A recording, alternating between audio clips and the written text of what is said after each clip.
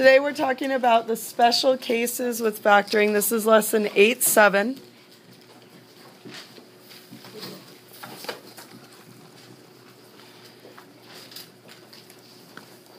There are two special cases, and they tie directly into what you were learning when you were multiplying the binomials. The first one has to deal with the perfect square trinomials.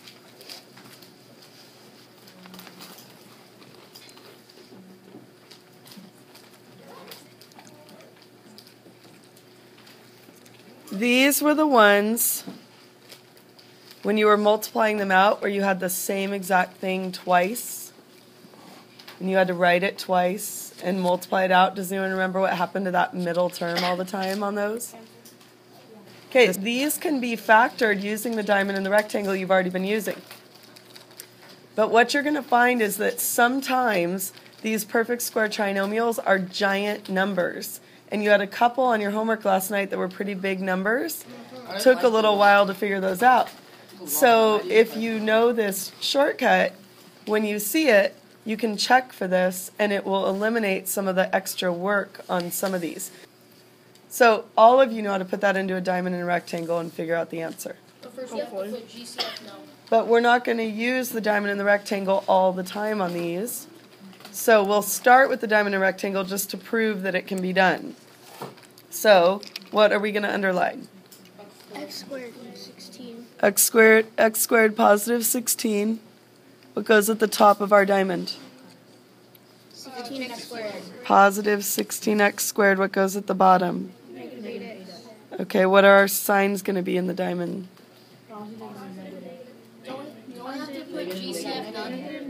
Negative, negative. Oh, thank you, JJ. GCF we did not have. Thank you. But you do check for that. Thank you. So what's going to add to be 8, multiply to be 16? 4x and 4x. 4x and 4x, because we already have our negatives there. Okay. Notice you have the same exact answer here twice. That tells you right now you're going to have a trinomial square. Every time that happens, you already know I have a perfect square trinomial. So now you go circle,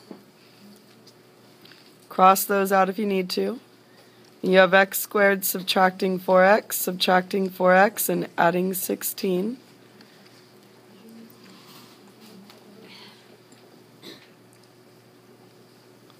Plug that into your rectangle.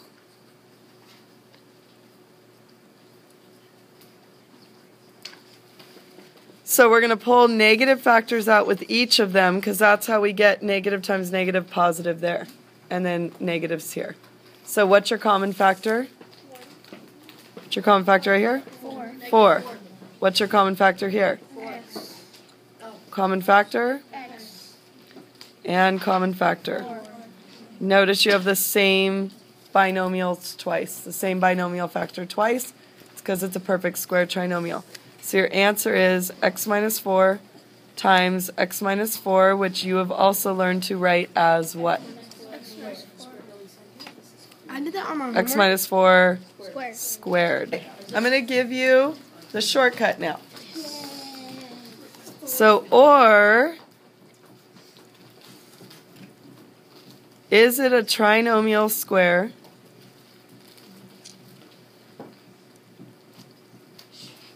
Is the shortcut you kind of have to ask yourself. And there's a way that you figure out if it is. Because you have to figure it out. It's not always going to be a trinomial square. So the shortcut is that you take your original expression. So I have x squared, subtracting 8x, adding 16. And it has to fit this rule. If it doesn't fit this rule, it's not a trinomial square. And here's the rule. You take the square root of the first term, the one with the x squared. So what is the square root of x squared? X. You take the square root of the last term. What is the square root of the last term?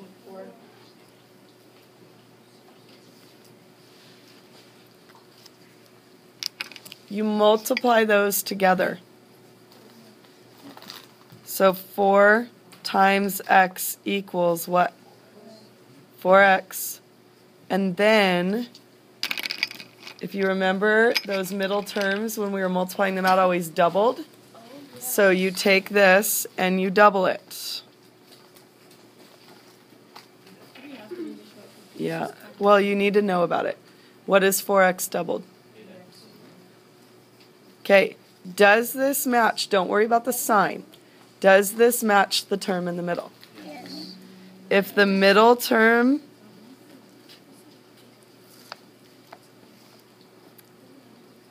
is the same, don't worry about the sign though.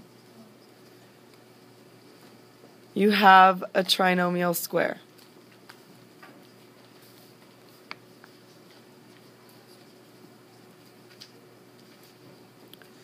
Okay, if you need to, put something that says sign doesn't count, because we're going to take care of that sign when we go to do this. So here we have one. Yes, we do. Now that you know you have that, as you get better at this, you shouldn't have to write anything we did here down. It should just be done in your head. Then you say, okay, because it is a trinomial square, I'm going to follow the rule. And the rule is one set of parentheses squared. What's the square root of the first term? You already figured it out. What's the square root of the last term? Already figured that out. What's your sign in your middle term? And you're done. How'd you get mine? Okay, middle term's sign. Does that always happen? Every time you have a trinomial square, it happens. But you have to make sure that that middle term matches up before you can do that. So these, once you learn the rule, almost require very little written work. It's all mental math. If you have room, you're fine. I just needed to go to another page because I had no room on the right. And then we're going to go back and write it on the left. Okay, this isn't really another example. It's one I'm just going to show you why it's important to check. Our last expression was x squared minus 8x plus 16, right? Okay. Now I'm going to have x squared minus 10x plus 16. But we already know that's wrong because we already know the square roots of the two side terms. So we're going to check to see, is it a trinomial square? Because I see a perfect square here and I see a perfect square there. Does everyone see that? So whenever you see that and you have three terms, you're going to say, okay, is it a trinomial square?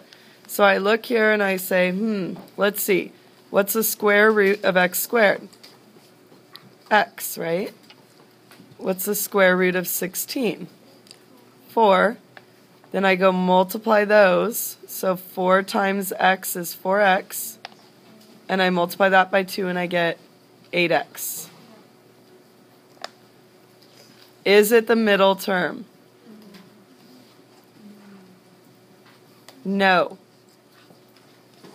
So use a diamond So sometimes a or shortcut makes it rectangle. But you would have done this in your head. You wouldn't have written any of this out. You would have said x, 4, 4x doubled, 8x. Nope. Not a trinomial square, so I go right to my diamond and my rectangle. Whenever my dad says it's a shortcut, it's a really long way. Anyone know, just from looking at these and getting better at them, what the two factors are now? Excellent. Think about what's going to add to be 10 and multiply to be 16. 2 and 2 and 8. This is x minus 2 times x minus 8. Because the negative negative gives you the 10 and the negative negative multiplied gives you the positive. So when you go do a diamond and a rectangle on this, you're going to get x minus 8 times x minus 2. Perfect square trinomials. Well, it's a trinomial. How many terms do you need? 3. Okay. 3 terms. That's the only time this is going to ever happen. Also, you're always going to have a positive right there in your third term because square root. we're dealing with real numbers this year. And this is always going to be positive also. This one can be either or, it doesn't matter. Yeah. Okay. First and last term.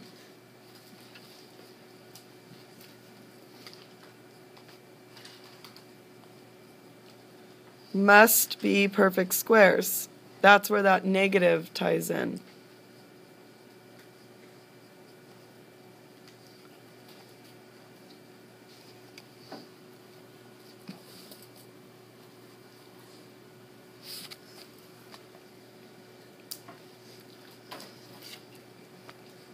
The middle term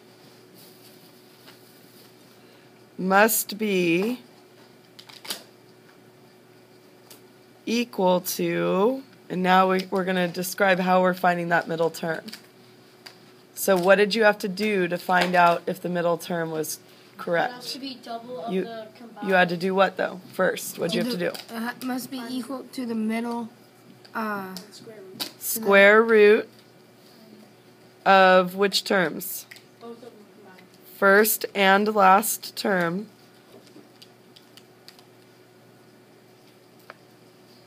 What did you do with those square roots? Multiply them. Multiplied them. So multiplied together.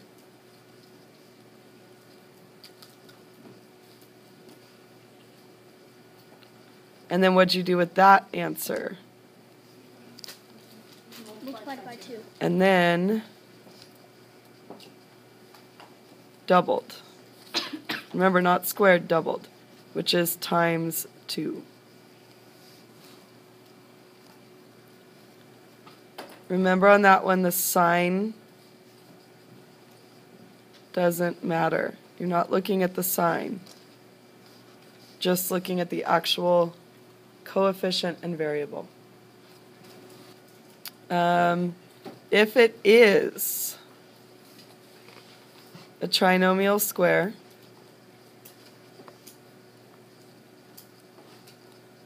then here's how you're going to write your answer.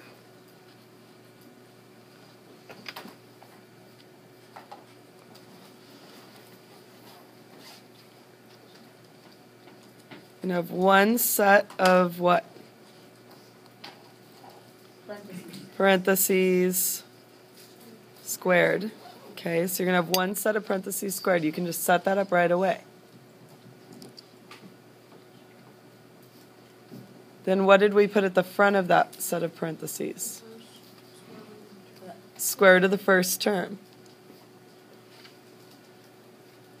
So square root of first term. Then where did we get our sign? Sign from middle term.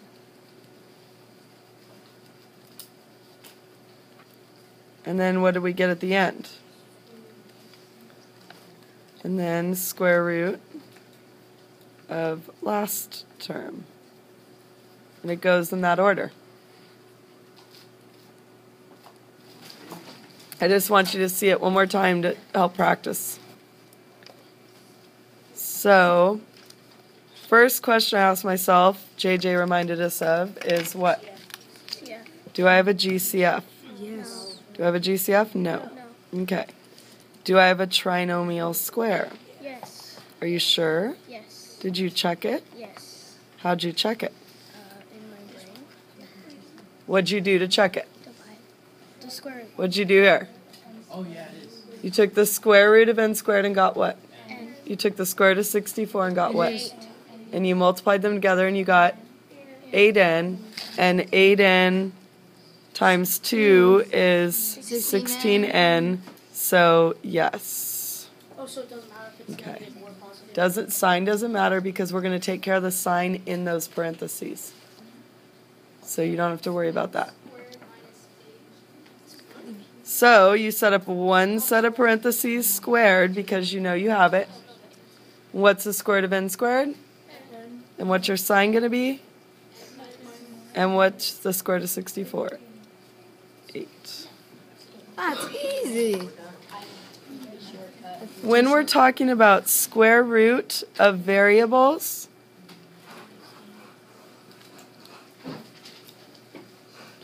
square root of x squared you all told me is x, right?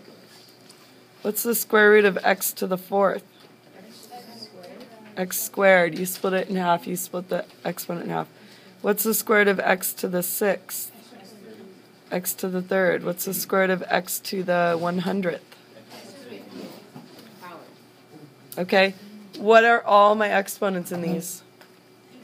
Evens, right? So if you have an odd exponent right there, it's not a trinomial square immediately, unless you end up pulling out a common factor that makes it even. But it has to be even. We'll deal with the odd exponents when we get to chapter 10 on those. But right, 9x squared, subtracting 12x, adding 4.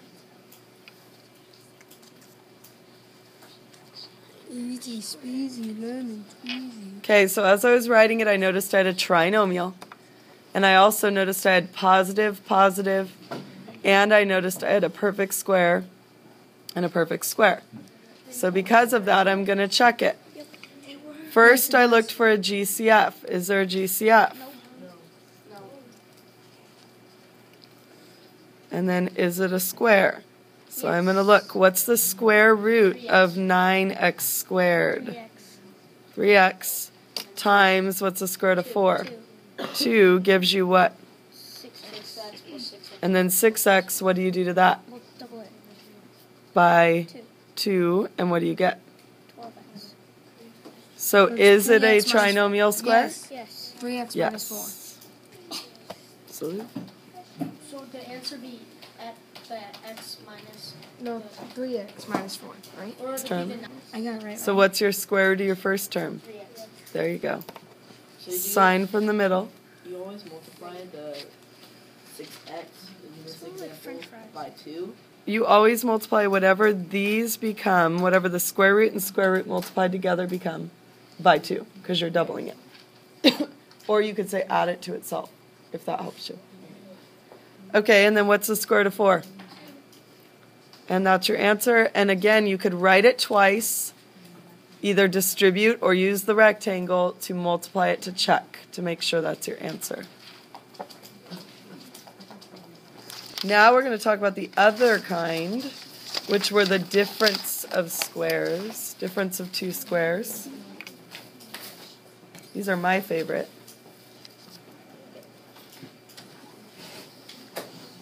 And I mean that. Hopefully they're easy. Are they easy?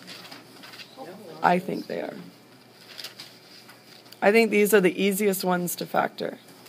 The 4 terms is pretty easy too. The problem with the difference of two squares is that sometimes they keep going, and they keep going, and they keep going and breaking down, and you don't realize that they're still going. So that's the biggest thing with these, is it's really easy to follow the rule as long as you memorize the rule. But it's also really easy to stop too soon. You showed us it. How many terms are these going to have? 2. Difference of two squares. What does the word difference mean? Subtraction. So you know that you're going to have 2 terms. You know that you're going to have 1 subtraction. So you must have, in order to have a difference of squares, 2 terms.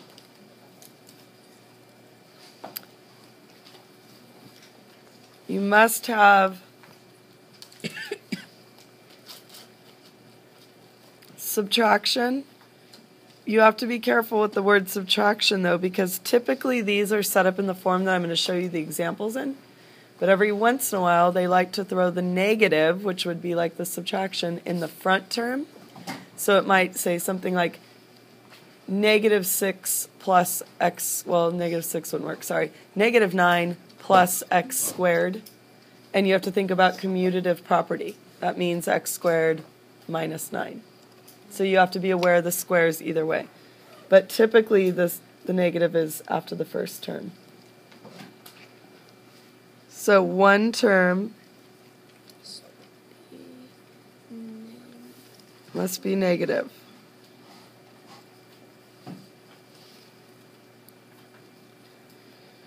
And to have squares, what do these terms have to be? They have to have a perfect. Yeah. both terms must be Perfect squares. perfect squares.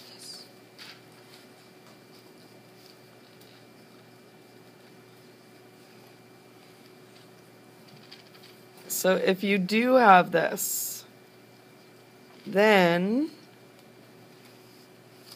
do you remember what happened when we multiplied out the two They cancel sets it. of parentheses had the same first term, same last term, opposite signs in the middle? The middle term. Canceled out. That's why we have that two terms left, right? So you're going to follow that same exact rule. The way you're going to do this is you're going to have two sets of parentheses. What do you know your signs are going to be? Positive and negative. One positive, one negative. Anyone have any idea what the first part's going to be right there? Michael? The first term? What about the first term, though? Not just the The first square term. root of the Square first root. Square root of the first term And then your square root of your second term. and square root of first term here. And That square says root of your term, sorry. Second term? Not second, but Last. last. Oh, We just do A and C. Square root of last term. Yes, you can.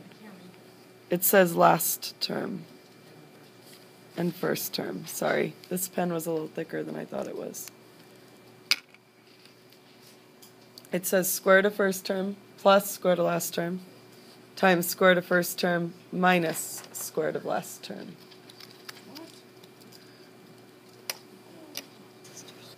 X squared subtracting 64.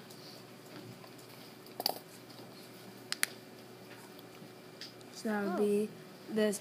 So do I have a perfect square here? Yes.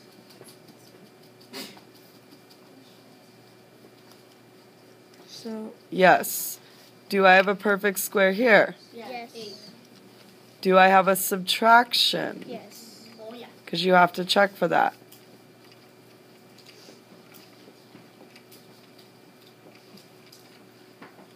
So because I have those three things, now I know I can just go straight to my shortcut. You can't use a diamond and a rectangle on these. So the nice thing when you see two terms, the really nice thing about two terms is that there's only two ways you can factor two terms. Pull out a common factor or a difference of squares. So if this had been x squared plus 64, no common factor to pull out. Doesn't matter that these are perfect squares because what would I be missing? the Subtraction, not factorable. Answer is x squared plus 64. Yeah, square root of x squared is what? X, so you put that at the front. What are your signs? Plus and minus, either order, doesn't matter. And what's the square root of 64? 8. And you're done. And if you were to multiply that out, then you would have x squared minus 8x plus 8x, those cancel, minus 64. So again, I see two terms. Only two things I can check for. Do I have a GCF? No. Do I have a GCF? No. Do I have a difference of squares? Yes. Yes. Yes. Perfect square, subtraction. So I set up two sets of parentheses. 2x and 11. One is positive, one is negative. Everyone see how I'm doing that? What's the square root of 4x squared? 2x. What's the square root of 121? 11. I got that so fast. And that's why your middle terms end up canceling when you multiply, because they end up being the same. Where does it say give? Oh, Factor 10x squared subtracting 40. So what do you notice here? There's a GCF. What is the GCF? So you pull 10 out, and what do you have left? X squared minus 4. X squared minus 4. Okay, but you still have two terms here that you need to look at. Is this a difference of squares? Yes. Difference of squares? Yes. Does everyone see why? Perfect square subtraction. 10 comes down, don't lose it. Then you have two sets of parentheses. One positive, one negative. And then you have an X at the front and 2 at the back. Don't you bring the 10 there too? 10's right there, yeah. X to the 4th minus 1. You have to be aware of this, and it's going to show up every once in a while. Okay, do you have a common factor? No. Oops, sorry, I shouldn't have put that in parentheses, but that's okay. No common factor. So now you look, is it a difference of squares? Yes. So you break it into your two sets of parentheses. What's the square root of x to the 4th? So an x squared goes at the front, and what's the square root of 1? 1 goes at the back, and what are your signs? Okay, now look right there. What do you have again? Same thing. Because it's a perfect square. So you bring x squared plus 1 down, and this breaks into 2 more. Do you see that? No. Because look, perfect square, subtraction in the middle. So what's the square root of x squared? X. Yep. This is on the test. Easy. That's your answer.